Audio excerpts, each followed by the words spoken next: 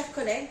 J'ai le plaisir aujourd'hui, on va dire, de modérer cette deuxième session consacrée toujours à la communication scientifique.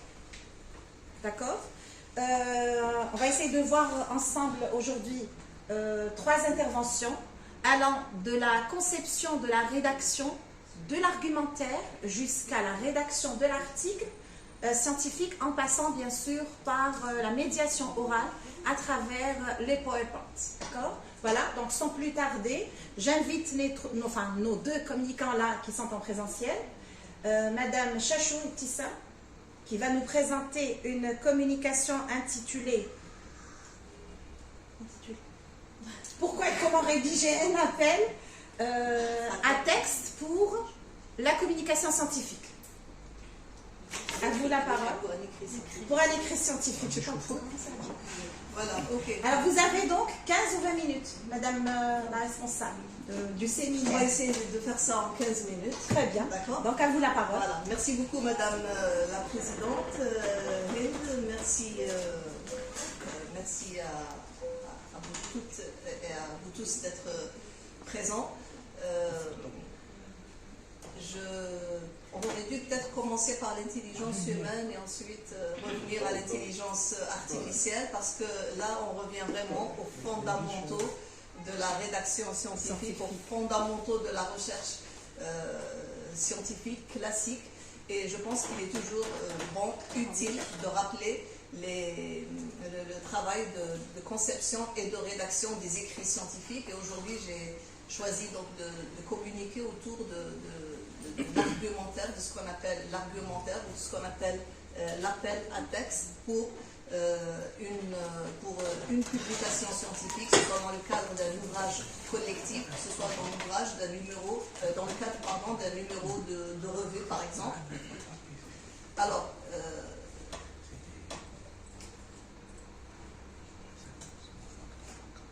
s'il te plaît, tu peux faire passer. كليك sur l'image. ولا في الفلاش ولا في الفلاش واش ضربت Voilà. Alors, je fais défiler par entrée, c'est ça? Voilà. Donc, on va s'interroger d'abord et essayer de savoir ce que c'est qu'un argumentaire scientifique, quel type d'argumentaire scientifique aussi, pour quel événement scientifique, à quelle activité de recherche dans la carrière d'un chercheur correspondent les argumentaires, quelle est la finalité, l'objectif d'un argumentaire, d'un appel à texte, je le rappelle, et comment élaborer un argumentaire. Mais je vais passer un peu rapidement sur le dernier point, mais ce qui m'intéresse le plus, c'est la finalité d'un argumentaire, à quoi cela sert, à quoi cela correspond dans la carrière d'un chercheur, surtout. Alors, un argumentaire scientifique compte parmi les tâches qui sont assignées à l'enseignant-chercheur et il figure parmi la production et la diffusion. Enfin, il a pour rôle de produire et de diffuser du savoir dans un domaine de spécialité donné, comme tout écrit scientifique, comme toute production scientifique. Alors, outre la participation à des colloques, à des journées d'études scientifiques, en tant que participant, le chercheur est amené aussi à élaborer des appels à manifestation, des appels à des écrits scientifiques en tant qu'organisateur ou en tant qu'organisatrice aussi de cet événement.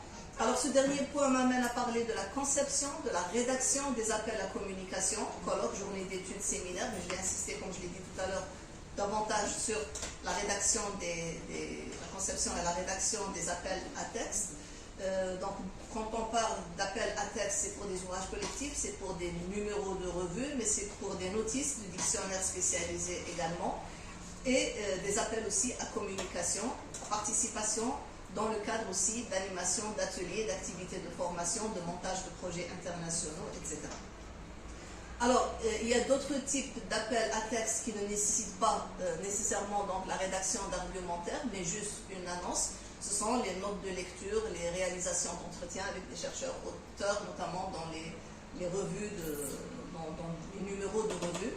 Alors, quelles sont les fonctions d'un argumentaire scientifique, d'un appel à texte? Il a pour fonction première de présenter, d'annoncer un événement scientifique, d'inviter et d'inciter, de motiver aussi les chercheurs pour y prendre part, pour y participer. Donc, quelques recommandations pour faire un argumentaire ou un appel à texte correct. Donc, il faut que l'argumentaire porte sur un sujet qui soit précis, original, un sujet d'actualité. Il importe de rédiger aussi l'appel à texte de manière à ce que l'auteur de cet appel fasse preuve d'originalité, donc éviter les sujets rebattus, préciser le sujet, l'intituler, éviter les thèmes bateaux, les thèmes trop généraux. Dans un argumentaire, l'élément le plus important, c'est la problématisation du sujet. C'est-à-dire qu'il faut qu'il y ait une problématisation, une construction du sujet comme problème, le faire émerger au sens philosophique du terme comme problème, donc la thématique même de cet appel à texte. Et je pense que là, c'est très important que le chercheur mobilise son intelligence humaine, parce qu'on parlait tout à l'heure d'interprétation, de qualité de la réflexion, de qualité de l'interprétation, de la problématisation, de la formulation de la problématique. Et je pense qu'à ce niveau-là, en sciences humaines et sociales du moins, on ne peut être original, on ne peut être pertinent que si on mobilise l'intelligence humaine. Voilà. Donc, au-delà d'une simple présentation, on va voir la complexité aussi de la problématique et la difficulté aussi parfois de construire un sujet et de le faire émerger comme problème. Donc, au-delà d'une simple présentation, un simple exposé de l'idée ou d'une théorie ou d'un ensemble de définitions, parce qu'on a beaucoup d'argumentaires aussi qui sont une compilation de définitions, d'une présentation de concepts. Donc, c'est construction au sens propre du terme. Donc, il s'agit de transformer un sujet simple, en apparence simple, aucun sujet n'est simple, en un sujet complexe, de recontextualiser ce sujet par rapport au moment, à l'actualité, par rapport à l'évolution de l'état des connaissances dans le domaine, en présentant par exemple une antithèse, en relativisant des points de vue, des notions, révéler des tensions, des oppositions, des paradoxes qui devraient interpeller les chercheurs, ébranler leurs certitudes, perturber leurs réflexions communes, même si ça ne va pas ensemble, mais il y a ce qui s'apparente à des réflexions, mais qui sont en réalité des choses communes, voilà, partagées un peu par tout le monde, pas suffisamment réfléchies. Faire émerger aussi donc, des hiatus, des situations problématiques, en mettant en doute les présupposés. Donc c'est tout ça le travail de problématisation du sujet et qui fait que le sujet apparaît comme pertinent. Alors, il s'agit aussi de formuler, de proposer des axes. Donc, c'est un principe d'organisation quand on fait un argumentaire, mais c'est aussi, les axes servent aussi à suggérer des orientations aux contributeurs, aux contributrices, susciter l'intérêt du lecteur, sa réflexion, un questionnement, suggérer des sujets à proposer aussi dans le cadre de certains argumentaires. Parfois, c'est en lisant l'argumentaire qu'émerge une idée de recherche. Et bien sûr, respecter le style de rédaction scientifique, mais là, je ne vais pas revenir là-dessus. Alors, l'argumentaire, comme je viens de le dire, c'est un texte réflexif qui invite à réfléchir, qui suggère des pistes de recherche originales. Et là, le chercheur fait preuve de générosité intellectuelle. En principe, un argumentaire est cité et doit être cité. Nous citons rarement les argumentaires dans nos travaux de recherche, que ce soit dans nos articles ou dans nos ouvrages ou dans nos travaux de manière générale. L'argumentaire est un texte scientifique, est une production scientifique qui comporte des idées, des problématisations ou une problématisation et qui doit être citée, même quand par exemple, on publie un article suite à notre participation à un colloque, on peut citer l'argumentaire de ce colloque. Quand c'est un appel à contribution pour un ouvrage ou pour une revue, on peut et on doit logiquement se référer aussi à l'argumentaire. Et parfois, on travaille sur un autre sujet, mais il y a un argumentaire où il y a des idées qui m'intéressent, je peux aussi m'appuyer dessus à des fins de citation. Alors, l'argumentaire aussi permet de produire une réflexion sur un sujet. Donc, pour faire un argumentaire, là je j'aurais dû le dire au début, mais ma communication s'adresse aux jeunes chercheurs, aux doctorants aussi. Pour faire un argumentaire sérieux, on va dire, on doit avoir accumulé des connaissances dans le domaine qui est le nôtre. Il faut avoir fait des lectures, il faut avoir réfléchi, il faut avoir travaillé sur la question. Alors, pourquoi rédiger un argumentaire? Donc, quelques conseils pour les jeunes chercheurs. Donc, il est important de s'interroger sur ses activités de recherche, son parcours de recherche. C'est vrai qu'on fait beaucoup de communication, on fait parfois beaucoup de... on répond à des appels à contribution, on publie des articles, peut-être des ouvrages, mais à un moment donné aussi, il faut diversifier ses activités de recherche et penser à faire des ouvrages collectifs, faire des appels pour des ouvrages collectifs, faire des appels à texte pour des numéros de revues. Ça fait partie aussi des activités de recherche importantes pour un chercheur. Alors, le chercheur ou la chercheur sont tenus par des considérations éthiques, d'honnêteté intellectuelle.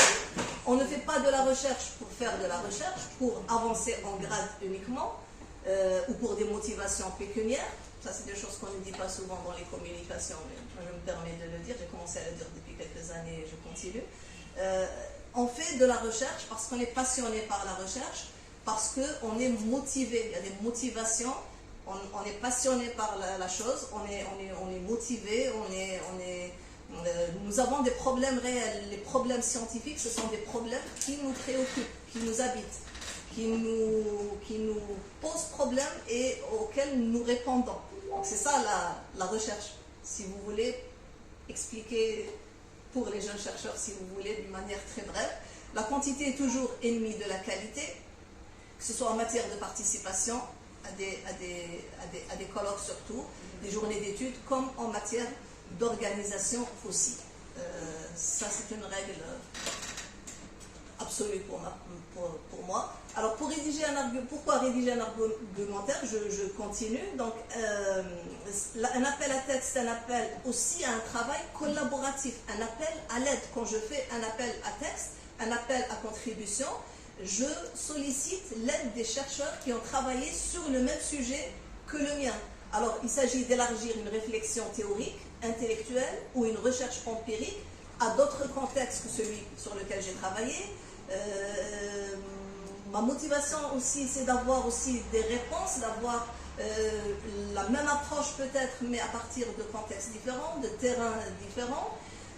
Je donne le sujet de la citadinité sur lequel je travaille, par exemple. J'ai beaucoup travaillé sur Mostaganem, mais il m'intéressait de savoir ce que cela donnait sur d'autres villes, comme Béjaïa, comme Constantine, comme Alger, etc.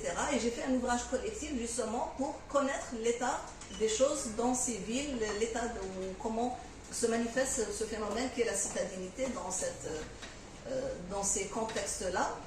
Parce que, tout simplement, je ne peux pas me déplacer dans toutes les villes et faire des enquêtes dans toutes les villes. Donc, il y a des chercheurs qui sont mieux placés que moi, qui connaissent mieux leur contexte que moi, pour apporter aussi des réponses et pour aussi comparer les résultats, parce que c'est ce qui importe dans la recherche. Alors, aborder aussi, un appel à texte permet d'aborder des aspects de la question qui n'ont pas été abordés par le chercheur. Satisfaire une curiosité scientifique, parfois individuelle, par rapport à un sujet. Il obéit aussi à un souci de complétude, c'est-à-dire à la différence d'une réflexion individuelle, on peut avoir plusieurs réflexions sur un même sujet. Il obéit aussi à une situation d'urgence. Parfois, il y a un phénomène sociolinguistique, didactique ou autre, qui est d'actualité et on ne peut pas faire un ouvrage sur le sujet, parce qu'un ouvrage, ça prend minimum 4 à 5 ans pour rédiger un ouvrage. Donc pour aller vite, au moins en 2 ans, on va dire, je vais plus réfléchir à un ouvrage collectif pour diviser les tâches, pour répartir les tâches, etc. Alors, un appel à texte aussi permet une approche pluridisciplinaire d'un sujet. Il permet d'approfondir l'analyse, de contribuer à enrichir l'état des connaissances ou de l'art sur un sujet, de créer des liens entre les chercheurs aussi, les spécialistes de différents pays, de différentes villes, dans un même pays aussi, de diversifier les activités de recherche, ça je l'ai dit tout à l'heure, de gagner en visibilité scientifique, parce que c'est important, Jacques Derrida disait ce qu'on ne peut pas dire, il faut surtout pas le taire mais l'écrire. Donc parfois il est plus intelligent de passer par l'écrit pour aborder certains sujets que de les dire. Donc l'écrit, ça peut être aussi important dans ce sens. Alors le rôle des directrices, des directeurs d'ouvrages collectifs ou de numéros de revue, c'est de concevoir, rédiger, diffuser l'appel à texte. C'est de contacter, cibler les contributrices et les contributeurs. C'est de trouver une maison d'édition, une revue, désigner, solliciter un comité scientifique, recevoir les textes, les anonymiser ou les anonymer, dispatcher les textes sur les évaluatrices et les évaluateurs, assurer le suivi des évaluations, relire les textes, rédiger l'introduction, solliciter un spécialiste de renommée pour la rédaction de la préface, rédiger la 4e de couverture, gérer des situations de crise, des imprévus, comme il nous est arrivé avec Camilla qui est là, je pense, qui m'écoute sur un ouvrage aussi qui peine à sortir. Donc voilà, la gestion de crise fait partie aussi du rôle des directrices, directeurs de l'ouvrage, et de participer à la promotion du produit par des conférences, des rencontres, des débats sur les réseaux sociaux numériques, etc. Et je vous remercie de votre attention. Merci à vous. Merci à vous, Madame Chachou. Merci d'avoir aussi respecté le temps qui nous a été imparti. Alors, merci.